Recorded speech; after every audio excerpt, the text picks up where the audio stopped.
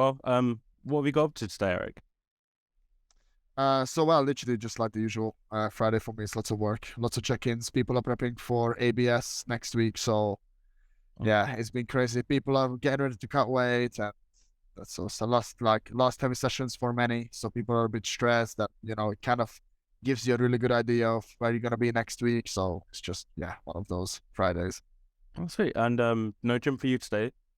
No, it's no training days for me. I don't train Mondays and Fridays. Oh, nice. And I'm assuming that when you do that, it's all inside your home gym? Yeah, it's in the gazebo of gains. Like I do everything there. There's no good gyms in the area, so it Oh, is what sweet. it is. You kind of forced. Any Lord of the Rings on the TV today recently? Oh no, so I've just been watching bench Euros like every day. It's been like so fun because obviously it's in Hungary, so I see a lot of familiar faces in the background and stuff like that. So I've just been enjoying watching that.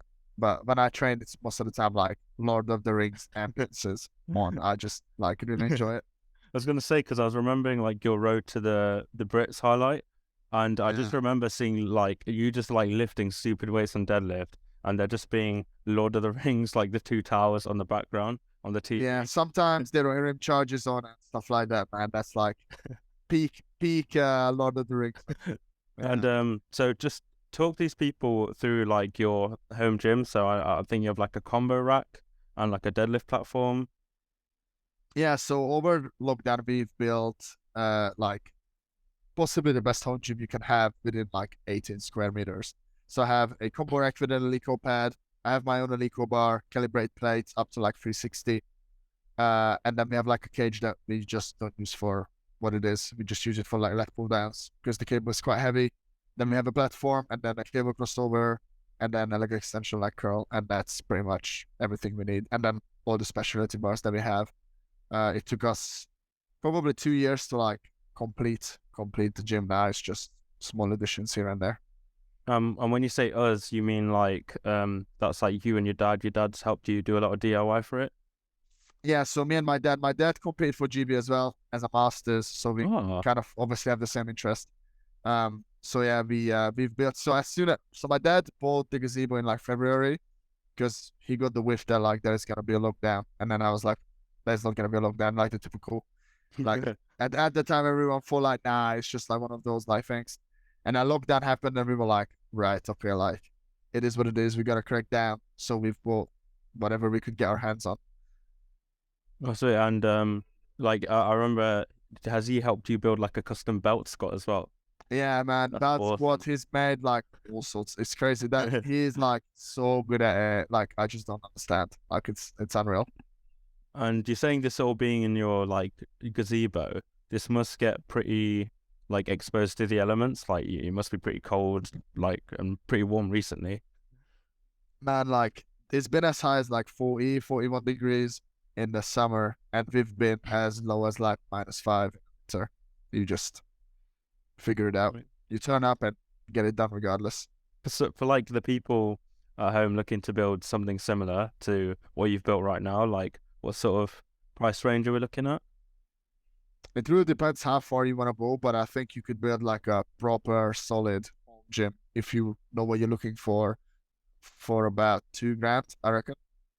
And yours was somewhere in like the 50 to 100 like region. No, no, no, no, no. It was so with everything in there, with the value, they are uh probably 5, 6 grand. Yeah, yeah, Because 50 to 100. The Lico bar, yeah, the Lico bar is like a grand itself. So that's just gonna pump up the value immediately. And then I have a Cerberus bar, which is about 350, plus calibrated plates, which is about £4 a kilo, and I have about 250, so that's another grand. Then the combo rack, which is another grand. Then the Lico pad, which was 400, and all the additional bits and bobs. So it adds up quick. Yeah, but apologies in advance, like tomorrow's headlines, Erik Matter's home gym stolen. 50 grand, yeah, yeah, yeah. Literally, could you imagine? I leave it open at night when it's hot as well, so it's like, Oh, yeah, risky. yeah, a little bit. Erik, I feel like many people know you and like the athlete side of you, but I feel like the coaching side of Erik, people need to take a bit more time to like get to know. I want to know, like, are you strict as a coach? It really depends on the person. So I always, when I have like a screening process, because I've been quite selective, especially the last like 2.5 years, who I take on and stuff like that. So if I find someone who has like very ambitious goals and they have this like crazy vision, which is fine because I have crazy visions myself, you wanna achieve these goals, then I expect like 100% commitment. But then I also coach people who just don't have those same level of ambitions, but they also have their own goals, whether it be I don't know, 450 dots, 400 dots, or, I just want to get to the gym like 4 times a week and get my powerlifting sessions in and make some progress. Like, I think if I'm on the same page with their goals, then I can kind of understand how much commitment I expect from that person rather than expect 100% from everyone, because everyone has different life circumstances. You can't just go like, oh, regardless of what your circumstances are, I expect 100%. Like, that's not realistic. So by the sounds of it, like it's quite like a personal process for you, like coaching. And so like even though, it's not purely competitive, like who you coach, like you must get like a lot of fulfillment out of it. Like what would you say you enjoy most? Oh, I just enjoy the growth because everyone grows not just in different paces, but in different ways. So some people grow as a person or just as a powerlifter through conversations that we end up having, because if people understand the process of life and the process of powerlifting, it's very similar. You can't speedrun powerlifting just like you can't speedrun life. You can't become a millionaire in 1 year from nothing, and it's the same with powerlifting. If you total 400, well, let's say it's actually just better if I use dots. If you have a 350 dots, you're not going to have a 500 dots the next year. Like, that's just basically impossible. Like, that's just not going to happen. So the minute people understand that, I think their long-term investment becomes a lot better rather than thinking of like short-term gratifications all the time. Like, it's almost like they're waiting for the next PR rather than actually just understanding how things are like in real life. And like when did you like first get into like coaching people? I must have been, I can't remember exactly. It must have been late 2017, I want to say. Oh. So at that point, I was powerlifting like 5 years. And I wasn't, at the time, it wasn't anything I was gonna do. It was never really a thing. And then, people were just asking, like, you do coaching? And I was like, no, but I can, do it for free and help people out. And then eventually, obviously, it became what it is now, which is a full-time job. But that wasn't the plan. Like 5 years ago, it just kind of happened. And then obviously I just kind of remembered it, I guess you could say. Sweet. And so like I know you have a screening process, but then have you ever had to like drop clients for any reasons? Yeah, it happened in the past. How can I put it without? So basically, if I feel like this individual doesn't need me, they might need to work with someone else that would do better for them, whether it be for their mental health or whatever it may be, then I will not continue to take their money because I couldn't even look in the mirror knowing that I'm basically taking someone's money when I know they would benefit a lot more from investing that money elsewhere. Like, unfortunately, with the sport comes, and with most sports really, a lot of people have difficult mental health struggles that they're dealing with, and oftentimes if that's not under control, that's only going to become a limiting factor. So there's been situations when I had to tell people to invest their money into going to therapy and talk about it and figure out their mental health, instead of me continue to take their money knowing there's not much more else I can do. Oh well, yeah. I mean, it's quite a tricky one, isn't it? Like, it's nice to see though that you don't just you're not just there trying to like take people's money over and over. Like, when people aren't getting their value, you are kind of sending them to the places. So no, it's really nice to see, man. And like, I'd say, what advice did you give to like a lifter? But I'm sure, as you know, the clients don't always listen. So what advice would you give to like the young coaches out there who are like, just kind of starting to coach people? Um, so the biggest thing I learned from like being younger to now, maybe over the last 5 years, is understanding different people's circumstances and adjusting your expectations. and the way you look at things to their circumstance rather than just like thinking of things black and white. Like there will be times when people just stop talking to you, and whilst that might be like a really difficult situation to be in when you feel like did I not do enough as a coach? Sometimes it just happens, and the biggest thing I'd make sure is when you take people on is to make sure they trust you. Like you want to be making sure that person wants to be working with you, and you want to be working with that person, because that's gonna be like basically that's gonna set you up for success in like a coach-client relationship. That's right. And if you in the audience wanted to be coached by Erik, you should go to a mental institute. I'm joking, but where should they go to, Erik? So at the minute it's only really a waiting list, and so basically the way it works is people get in touch. I'll end up setting up a call with them and see if it would fit. And if it doesn't fit them, I either recommend someone else to them that I know they would like work really well with, or I put them on a waiting list and say like, I want to be working with you. Right now, I just don't have the resources or the time or whatever. But there's more than likely gonna be a time within the next however long that I'll be able to take them on. And then if they are okay with that, then obviously we do that. If they are not okay with that, then I can always recommend a different coach to them, as it's just unfortunately how it goes for now.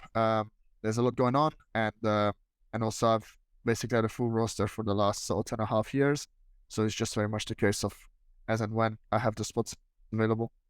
Brilliant. And that's like at Gainstuff, right? Like they'll be able to contact you. Yeah, just get on my Instagram or whatever social media and get in touch. Sweet. And so Erik, when you're not doing check-ins and you're not lifting, what are you doing? To be honest, a lot of the times I'm either eating, which is a large majority of my day, unfortunately, with the amount of calories I have to put away, or gaming, pretty much. I don't really watch TV. I don't really find it very entertaining. So I end up playing games, mostly RTS games, so nothing, no FPS, none of the mainstream games. I play if anyone is like over 20 years old, they might remember, the Battlefield Middle-earth 2 is still alive and well online. So that's what I play with my boys. It's pretty much like an Age of Empires, but Lord of the Rings for the listeners who don't know what I'm talking about. Oh, nice. And speaking of conquests, we'll move on to your journey as a lifter. So I just want to know, like, when did you you said you first started gymming when you were 16? Yeah, so my dad, actually, I went into like an actually like horrifically equipped gym back in Hungary, which was like, the plates were like, like the inside of like the wheels, like the tractor wheels and stuff. It was like those things. And the barbell was just like a piece of metal. And I remember like the first time I went into the gym and I just wanted to bench press. Like that's, typical, right? And I benched more than like almost everyone, like off the bat. And I was like, oh, like even people were a lot older than me. And I benched all of them, which was hilarious. Looking back, like horrific technique. well, as you were. Yeah. Yeah. And then I remember like I always wanted to squat, but there wasn't a squat rack in the gym. It was like squat stands, but it was like super dangerous. So I ended up squatting with an EZ bar off a squat stand, because that was the only thing that was available to me. Yeah, and that was a leg press out of all things in their gym. So I ended up doing that a lot as well. And then a lot of things happened, and then I ended up trying to get home with like, one of those like bench and like leg curl kind of like 200-pound kind of machines. Like eBay machines. So, yeah. So we had one of them, so I ended up using that for ages, and like lots of biceps and whatever else. And then when I got to 16, I signed up in like an actual gym because I was able to, right? Yeah. And then man, I just fell in love with it immediately. Like, but even then I was like really up for it. But as soon as I signed up in the gym, it was never looking back. I was never looking back. I know, like you must have like wanted to powerlift, and you when you like wanting to squat with this like easy bar, like this is all because of like what you're like seeing your dad and you wanting the sport. I didn't even know powerlifting existed until I was 17 or late 16s. So I didn't know it was a sport, right? But all I wanted, and it's really weird to say because it's the polar opposite of people at that age, I just wanted like humongous legs. Like I remember, right? This was the vision. I wanted so big legs that like people would look at how big my legs are and they would be disgusted how big they are. And I'd be like, that's all I wanted, right? So I did like quads 3 times a week, and I was doing upper body 2 times a week. I remember like leg press, front squat, and like everything. It was like crazy intensity as well, which was fun. And then I remember I went to the gym in the morning, which must have been in like July. And some guy was like, why don't you do powerlifting? And I was like, what is that? And then he explained. And I was like, oh my God, like it's a thing. So then, man, I did my first meet 17, November at 17. Yeah. So I was like just turned 17. I did it in London, Greater London with Martin. Man, like if anyone knows Martin, he's like the nicest guy. I'm still in touch with him to this day. And I remember like I did my first meet and like it was, man, I'll never forget it until the day I die. 472 total for a first. I couldn't remember what it was. Yeah, 472 keys. Mate, like for your first comp at 17, bloody hell, mate. What a total. Like you said you won't forget it. Like what was it like? Oh man. I mean, I'm just gonna be honest here actually. So I didn't even have a singlet. Like I bought like a cyclist, whatever at the time. Nothing was really like available on the internet as it is today. Yeah. So I ended up competing in one of those, and like I threw up everywhere. I was so nervous, like it was crazy. I was so damn nervous. And then, man, like the day itself was. I remember like so vividly, like it's like it happened yesterday. It was so much fun, and like I think I'm a 9 for 9. I'm pretty sure. Yeah. Like it's hard to tell because when I was looking at the record entry for that competition, I think it only gave everyone's like final numbers, like it didn't say each lift. So we're talking a long time ago here. Yeah, that was like 10 years ago next year. Oh yeah, how far the flipping sports come in that time. Yeah, I remember back then, like the meets were never full. I only didn't come last that comp. It's because one of the guy bombed out. That's the only reason I didn't come last.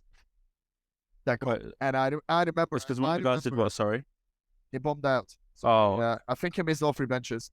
Oh mad. I'm pretty sure. And man, I came away from that comp like so hungry, and then my total jumped massively the next year. I remember. I was gonna say next. So there was like a period from like when you were 18 to 20, and it was from the London divisional competition at 18 to your second classic junior championship, and in this period your total went up by over 100 keys. So like that must have been while going down a weight class as well. Bloody because I went from 93 to 83s. How did you manage it? Like what was going so well? Man, it's really interesting you say that because right now I feel like in exactly the same mindset. I had this like crazy sharp mindset where like every day I was just so determined. Like it was nothing else mattered. It's just get stronger. Like no matter what it requires from me, I was willing to do. Like if you told me you're squatting 7 days a week, 5-6 working sets per day, I would be like, cool, start tomorrow. And just like that's it. There was no second guessing of like what was required. It was like I just wanted to do it. That was it. And so talk us through like your game day. I'm sure people who know you will know about your famous blue, like, is it an isotonic drink? Yeah. So I'm not going to give away a lot of info, but most people who work with me pretty much do the same thing. It's essentially if you cut weight or even if you don't cut weight, I would recommend loading up on electrolytes straight off the weigh-ins. So for me, generally speaking, that just really looks after like all my electrolytes for the day and all my carbs for the day because I'm not a big eater on midday. Yeah. Anyways, so like I can recomp like 6-7 kilos in like a 4-hour period, like easy for me. But it's mostly because I know how my body operates after weigh-ins, which is why if you are a beginner or you are just getting into the sport and you're looking to go far, I would recommend competing often and nailing down your comp day nutrition to start with because that goes a long way. Because the minute you get dehydrated or like your blood sugar levels drop, it's over. Like you will never bring it back on time.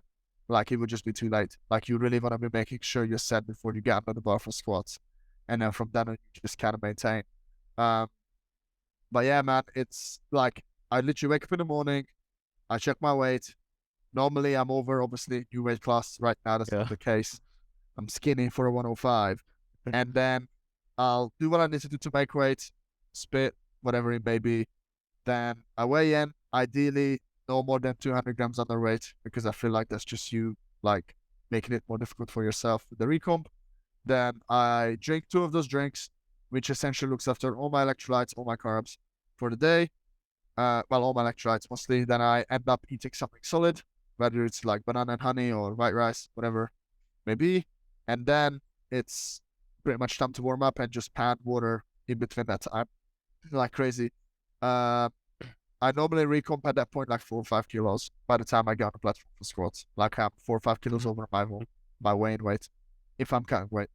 And then you see like going from like 83s to 93s to 105s last May, where you had the East Midland qualifiers, and man, 810.5 total, 303 squat, 317 dead, 190 bench, like a record breaking day. That was like such a mad competition for you. Like you must have felt on top of the world. Yeah, so that was probably my best meet prep and my best meet today. And it was a 1 hour weigh-in. So the goal was to do 810.5 or more, obviously, but with the 1 hour weigh-in, and so the guy who held it before me, I can't remember if he was ABP or BPU. I can't remember. Yeah. But I know it was a deadlift bar and a 24 hour weigh-in, right? So when he did it, I was like, I am in a lot harder situation because I have to do it on a stiff bar. It's IPF setting, so you have to squat to depth, you have to pose your benches. It's a 2 hour weigh-in. So I just wanted to do it to know that at one point in time, I had the biggest total in sleeves under 100. That was the only goal I had, right? And I had a really, really good prep. And we had to self-hand out everything because of COVID. Yeah. And we had to load our own warm-ups, deload our own warm-ups, the whole lot. It is what it is, right? I was willing to just do all that, like, not that big of a deal. And I did it, and I was like, man, like, I remember I came off the platform and I couldn't believe I'd done it. I was like, oh my God, like, I had, like, everything going against me with the circumstances, and I've done it anyway. And I was like, brilliant. Like, such a short time between, like, first lift and last lift as well. Like, barely any time to rest between. Oh, it was like 86 minutes or something like that. It was absolutely crazy. I've never done a day that fast in my life. Because it was 4 people or 5 people in the flight and 4 people in the other flight. But we had a couple of no-shows.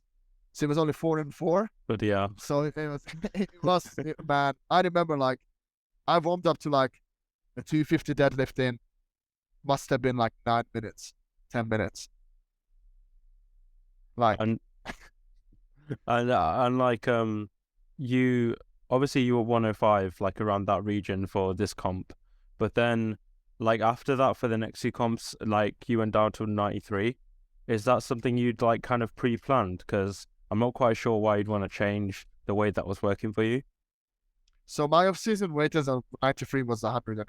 Like, that's generally where I was sitting for the majority of training, probably up until about 6 weeks out, 8 weeks out, then I would diet down to about 97, which then is a very comfortable cut for me, like 9 pounds, 4 kilos in a week. Like, never really had any issues. Making the weight was never difficult either. So the only reason I went down is because I got invited to Worlds, and I wanted to do the British and win the British that year. Because that would have just kind of finished like the best year I could have possibly had. Unfortunately, obviously, I got hurt. Yeah, pretty bad. That was probably the worst injury I've had in 10 years. It was just like, man, I remember like 3 weeks out, I could bench the bar. I unracked the bar and I was like, I can't do it. So the only way I could train, and I would not recommend it to anyone, don't do what I'm about to say, but I had an ear infection in like March earlier that year, and the nurse gave me like a lot of proconol, and I was like, I never used it up because I'm like heavily against painkillers. Yeah. And I remember I was like, man, so it comes to lifting. Unfortunately, I even to this day, I only take it when I have an injury like that. But I basically had to take anywhere between 2 and 4 pills of proconol alongside some ibuprofen just so I could train. And I did that for probably about 6 weeks. And then obviously Worlds happened, and I was like time to rehab, call off the painkillers, and just focus on, getting healthy and making sure things are going my way after that. and obviously now I'm out on the other end. But that was a difficult time. And other than not using Cocodamol to train, like, would you say this like kind of injury period kind of taught you anything? It makes you appreciate the good times because it gets taken away from you in a heartbeat. Like I remember my training was going well. Like it was like a really good time right before I had my shoulder. And it was just like immediately, you know, in the blink of an eye, boom, you're back to square one. Like, you know, can't bench the bar. Squatting hurts insane. Can't engage your deadlift, your lats on deadlift. It's over. So, like currently, do you have like a current goal in mind for the future, or? Get better, get competitive. I've always been like not competitive in the same way as others. Like I wanted to be competitive internationally. That's my only goal. And right now it seems if you want to be competitive as a 105, you need to be totaling over like 880. So it's just get close to that as soon as possible without obviously like hurting myself. But ideally get there sooner rather than later. Like I don't even know what the total would look like. Things are going well. It's just deadlift. Deadlift is like I have a competitive squat and a competitive bench, and then people are outpulling me by like 60 to 70 kilos, and it's just I can't have that.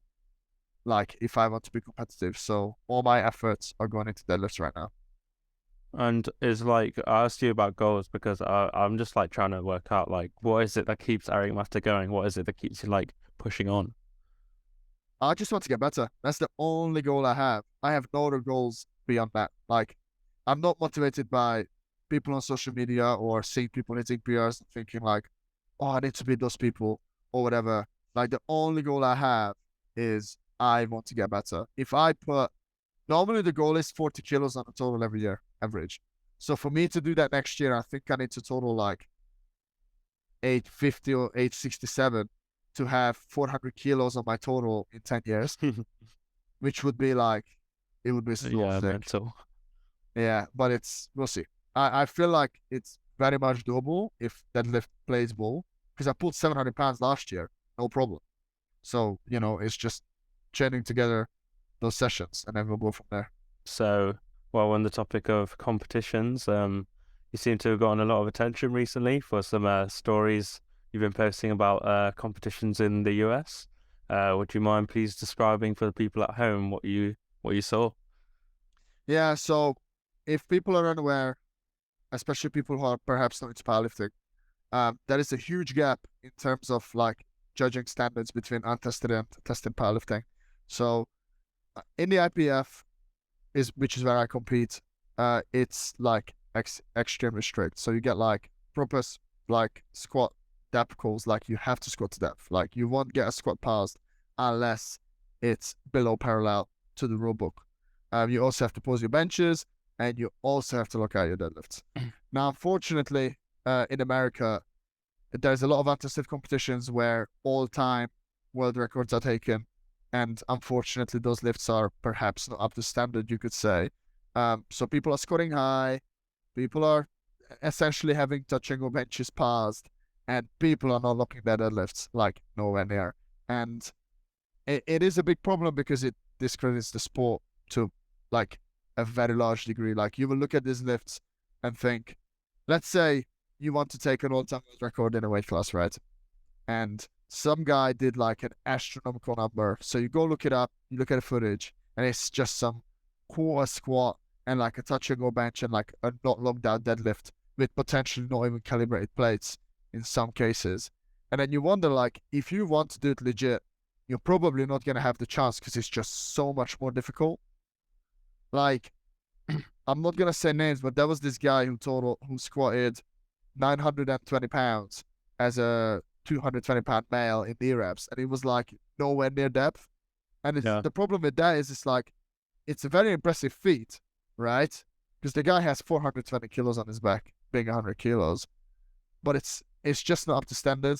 Like, and that is a big problem because then for the next guy who actually would want to do it legit, we'll probably just end up not doing that because it's just so much more difficult. Yeah, and just so we're clear for people who don't know, like squat depth is, as far as I know, that the top of the legs at the hip have to be below the top of the knees. Yeah, so the hip crease has to be below the top of the knee. Yeah. That's all it is. Break And 90 degrees. you said you saw this at the USAPL Nations Pro competition, and Oh, so it's not USAPL. It was WRPF. okay, so is that is that Powerlifting America? Or No. So Powerlifting America is the tested IPF affiliate in America, yeah, and then we got the USAPL, which used to be the affiliate, but they have some issues with the testing. So the IPF said, "Screw it, you're no longer part of the IPF." They weren't willing to work together. They just had like different directions in mind. But they're both tested technically. And then WRPF is an untested federation in America, which do deadlift bar, squat bar, monolift, 24-hour weigh-ins, and obviously no drug tests. So you can take whatever you like.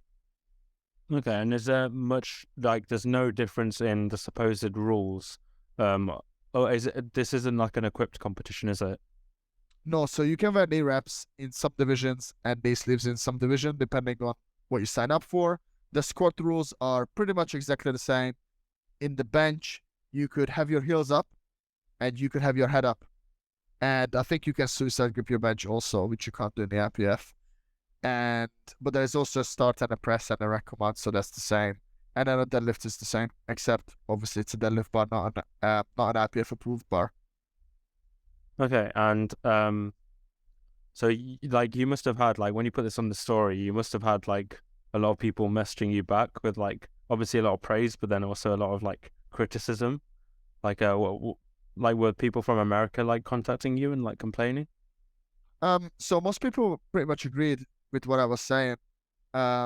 It's just frustrating to see. It's not hate. It's not me saying, "Oh, American Pro is bad." It's American Pro as an idea is great. American Pro with the execution, however, was poor, especially on day one. Day two was better. Day one was awful, absolutely awful. It was like such a poor representation of powerlifting. And just quickly to build on, like we mentioned USAPL having like IPL affiliation and then not having that. Am I right in saying that? So before they were being tested with the IPF, and the IPF use WADA, which is like the World Anti-Doping Agency, and then from there they started to do their own testing. USAPL did, and the IPF were unhappy with that. Yes. So, long story short, from what I understand, the IPF uses WADA, which is very expensive, which unfortunately it is. It's very thorough. They do blood and urine. It's like as legit as you could have a drug test, pretty much. It's not perfect, but it's very, very good. However, in America, they use a private lab, which is much cheaper, but it allows for more frequent testing and a larger number of tests could be carried out. However, there isn't a lot of information on what they test for, whether if it's the same panel as WADA. I don't know. I don't know how it works, how legit it is. I know it's Quest Labs, and I was trying to find some information, but there's no information I could find. So it's a bit of a 50-50 for me because I understand it's the referees picking the athletes to test. So and unfortunately, it probably does happen to some degree, and it's all this speculation on my end.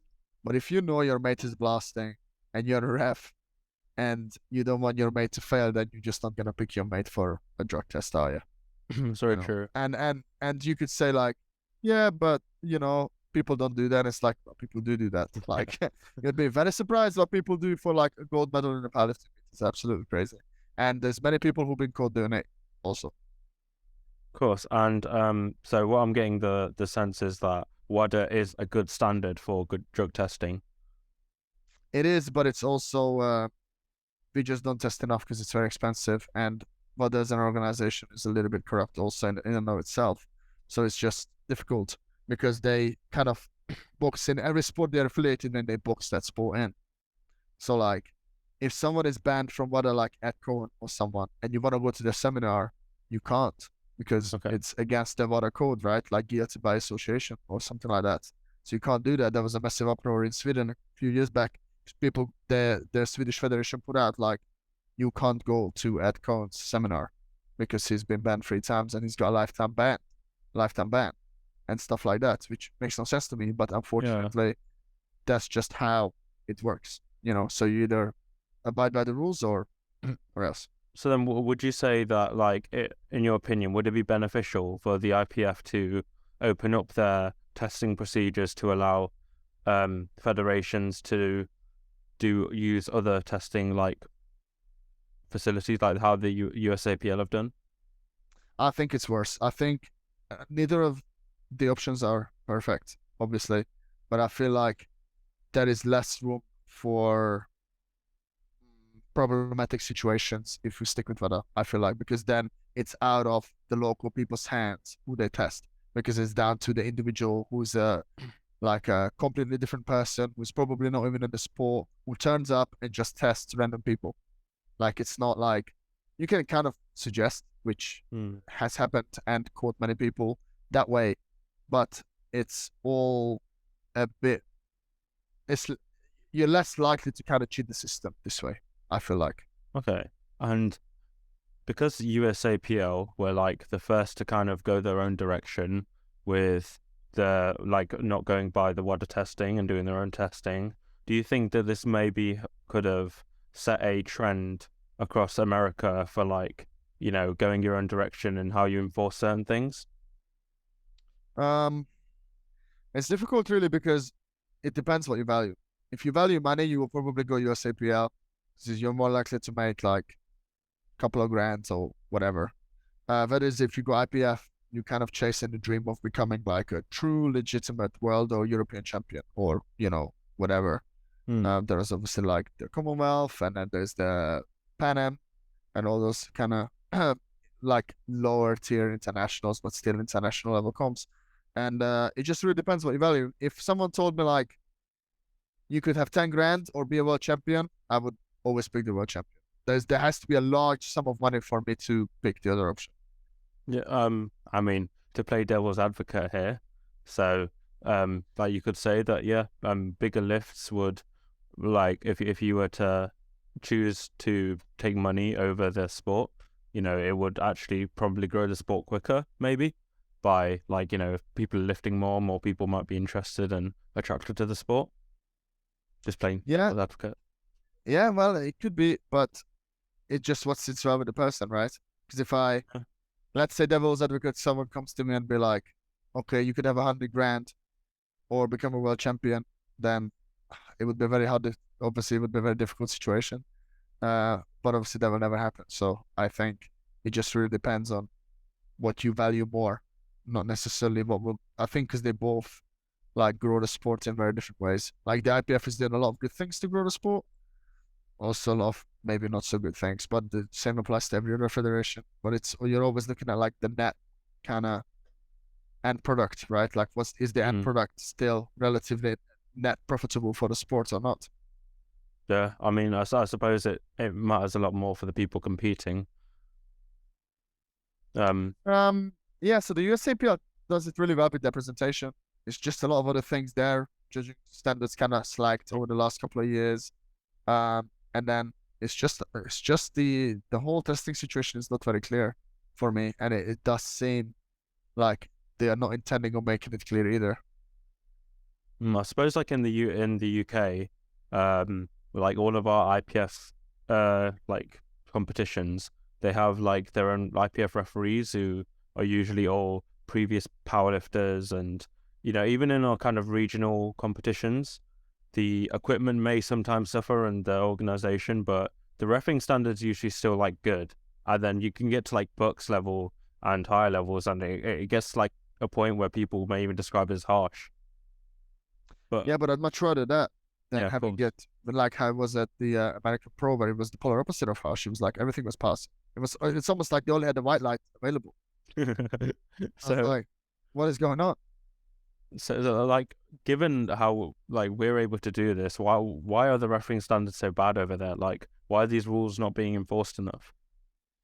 Because then it goes out on the meet like, yeah, this guy took this all-time world record at my meet, and they're probably mates to some degree because a lot of the refs are like ex-powerlifters or powerlifters from doing another meet, or whatever, and they are just so in the IPF, if you want to compete or if you want to ref at like Worlds, I think you need to be refing for like 4 or 5 years, Yeah.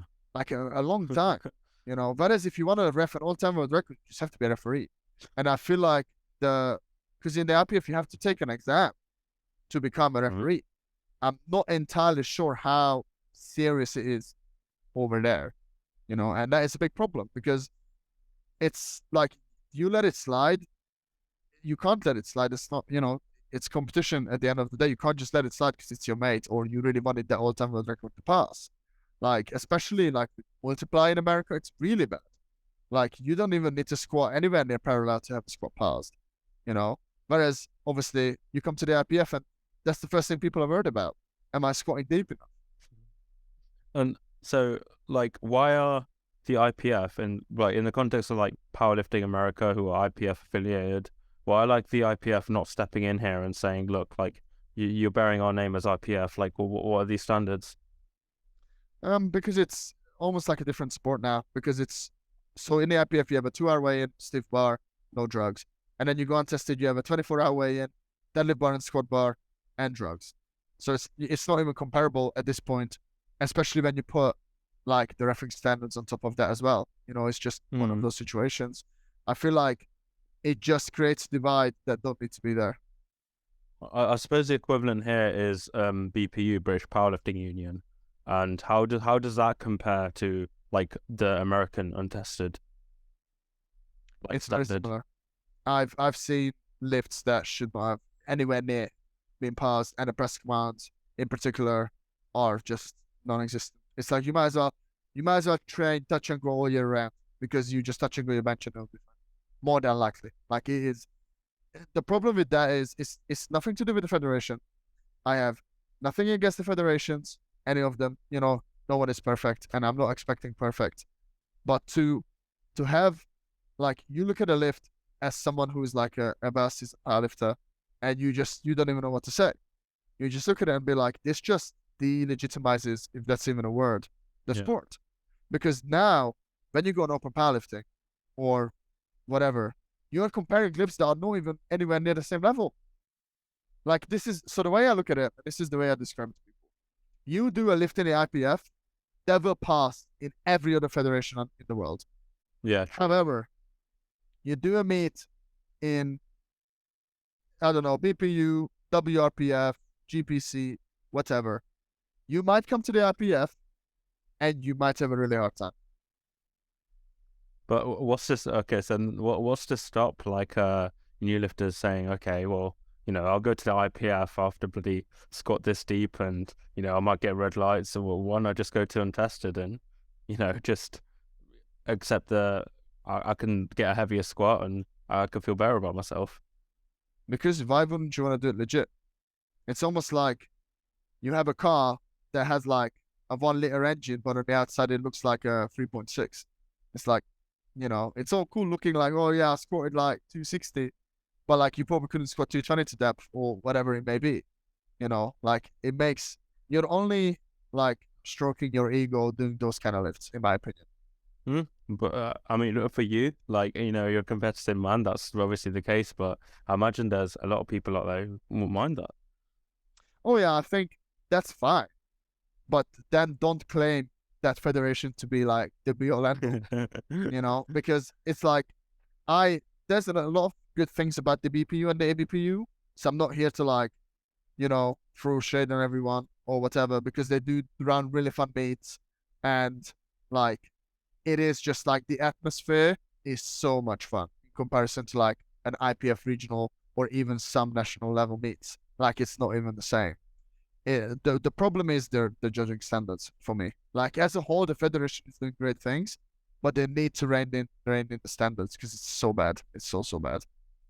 And like, so if they're not currently motivated to up the standards, like, what do you think the solution is here to kind of push push them in that direction? So, I mean, it's down to the lifter to recognize that that was a gift, right? But then gifts happen in sport. It's the frequency of it that's the problem because True. it's human error. It's free refs, right?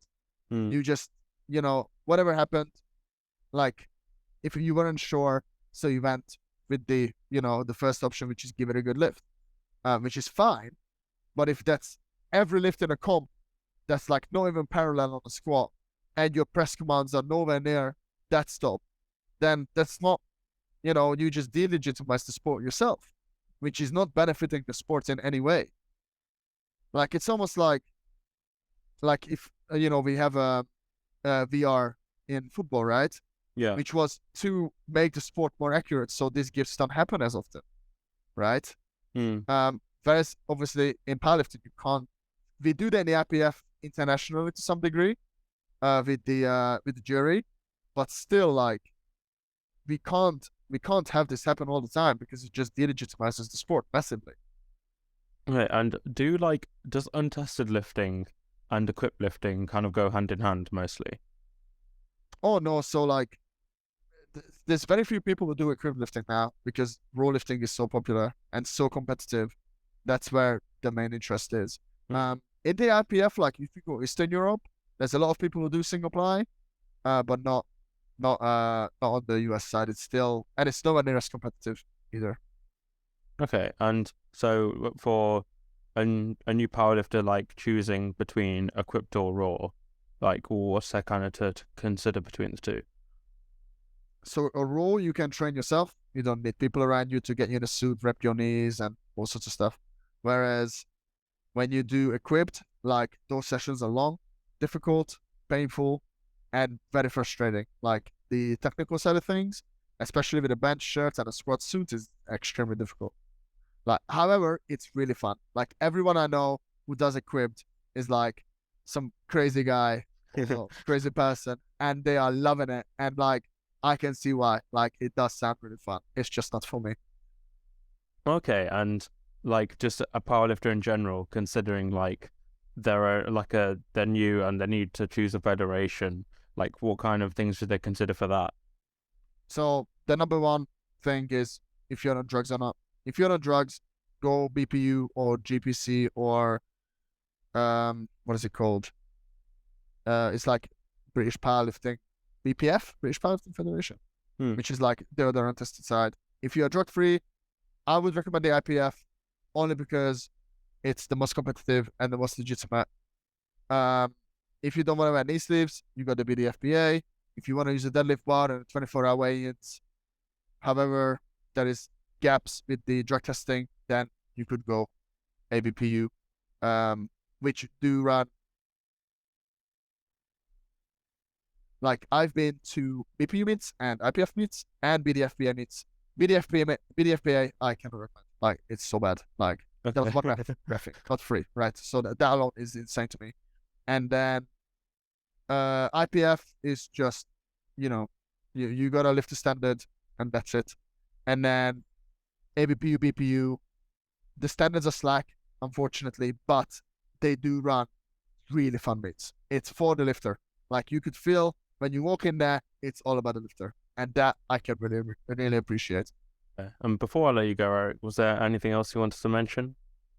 Yeah, I just want to thank Ross, my osteopath. Like, he has like saved my life like so many times. Or during preps, during off season, like that man, I owe him like a lot. And then all my friends, all my clients, and that's pretty much it. There's not much else to say. Like, thank you so much for having me. I hope people kind of learn a little bit about what federation to go to and perhaps maybe just voice their opinions a bit louder on social media when it comes to these kind of high-level meets and perhaps low-level reffing. Oh, sweet. One final question that I hope to be asking many of the guests. So let's say you're in a coliseum, right? And you have one lift, and if you don't make this lift, you're going to be fed to the lions. What's the one song you listen to before that lift? Oh, that's a really good question. There's a couple that popped straight into my mind. But if I have to pick one, it would be Die Artist Murder, They Will Know Another. If you just go on YouTube and watch the video, man, that is like I've seen them live. oh my, yeah, that is proper like such a such a deep, meaningful song, but when you listen to it, it's just chaotic. Like, it's perfect. Yeah, thank you so much for your time, man. Yeah, funny enough, this is my second time recording you speak. If you remember, for my friend's like little project I made for his competition, I was actually recording you speak then as well. But yeah, thank you so much for speaking up here. I know I said it was going to be like 15 minutes tops, but we ended up speaking for an hour. Thank you, ladies and gentlemen at home. Please let me know of your opinions on the situation regarding powerlifting standards or the new IPF rules in the comments. Please be respectful to one another. Don't be a douche. Subscribe, because that's what everyone says. And remember, everyone, hope dies last. Yes, sir. See ya.